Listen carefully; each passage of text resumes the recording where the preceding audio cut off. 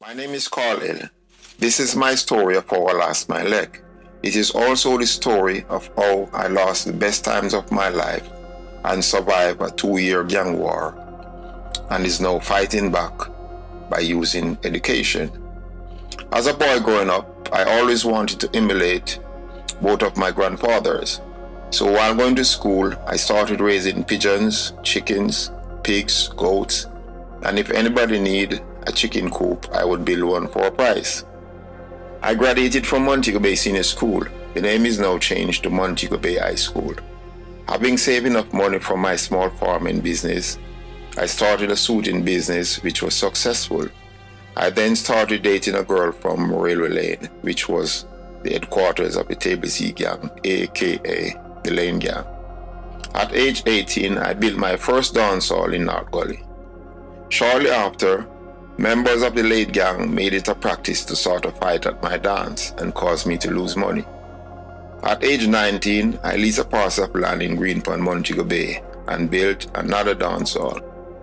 By then, a war was going on with the Lane Gang and the Beatniks Gang, and because of that war, I was forced to close my dance hall.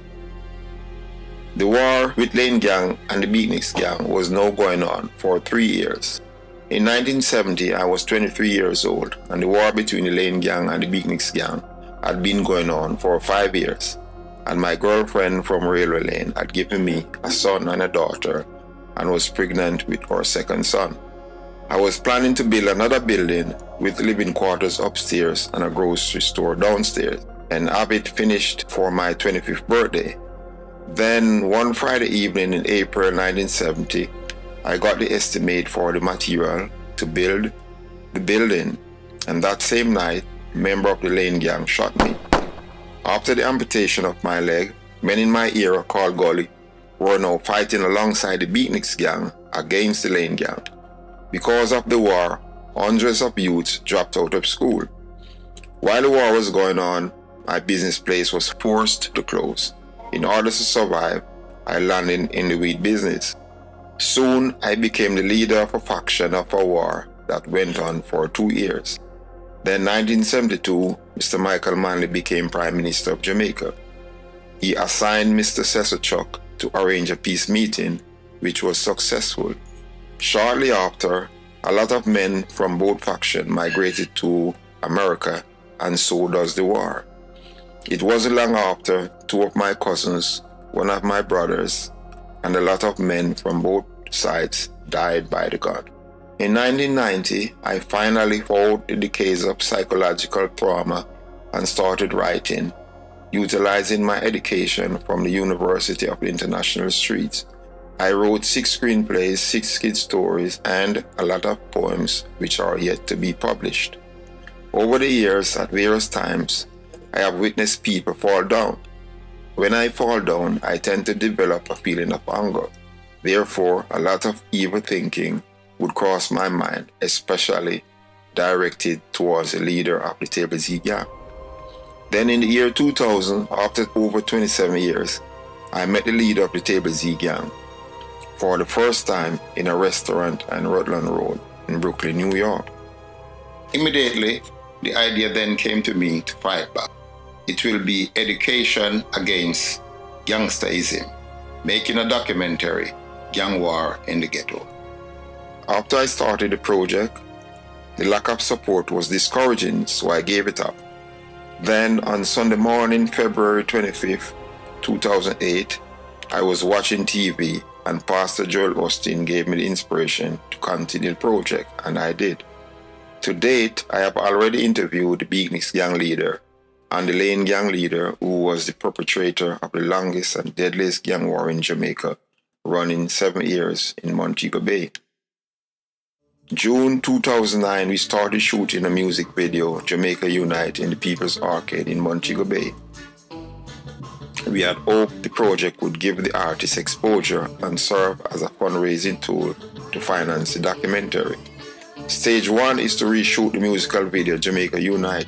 Stage 2 is to use $10,000 that is included in the budget of the making of the documentary to purchase 10 portable car wash machines to be given to less fortunate inner city youth. The objective is to establish a car wash and use it to teach them entrepreneurial skills, while at the same time allowing them to become self-sufficient citizens. Stage 3 is to make the documentary. Stage 4 is to do a 2-part symposium on the adverse effects of the tribal war from 1967 to 1974 on Montego Bay and its citizens, and briefly review the effects of gang violence in Jamaica currently.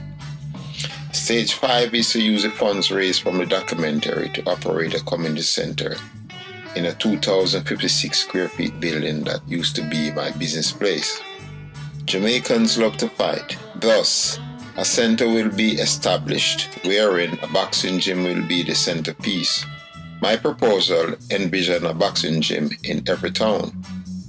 In these centers, kids will learn music, computer training, use Rosetta Stone tapes to learn to speak Chinese, Japanese, and Spanish. It will be a non-government based center. I sincerely thank all the people that have supported this project so far. We need more private assistance. Your money will help our endeavor to help change the mindsets of those youngsters. We believe that education is the key to train the minds of our youths away from this gang warfare, which is robbing our nation of its youngest and sometimes brightest minds for over 50 years. In the last 5 years, there were over 10,000 homicides in Jamaica. It is sickening. The gun, the gun, the gun. The gun is the problem. We need support to continue this fight. Education against gangsterism. Please support this educational project. Thanks to Kickstarter for this privilege. While you are supporting this worthy cause, I'm just going to sit back for a little while and relax my mind. Relax your mind, relax your mind, relax your mind.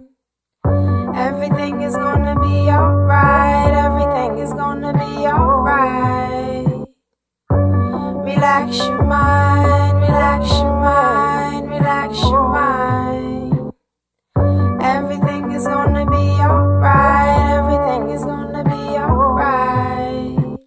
Flowing like the Nile from the south to the north, right below the Mason-Dixon, just south of the north. Hip-hop poet, words spoken, soul wrote it, delivered to the listener, cause effect, souls quoted. I see trees of green, red roses, sitting on top of the world, reciting verses, waiting for my spaceship to take me universal. Sometimes I'm in the clouds, state of mind purple, but let me come down so you understand.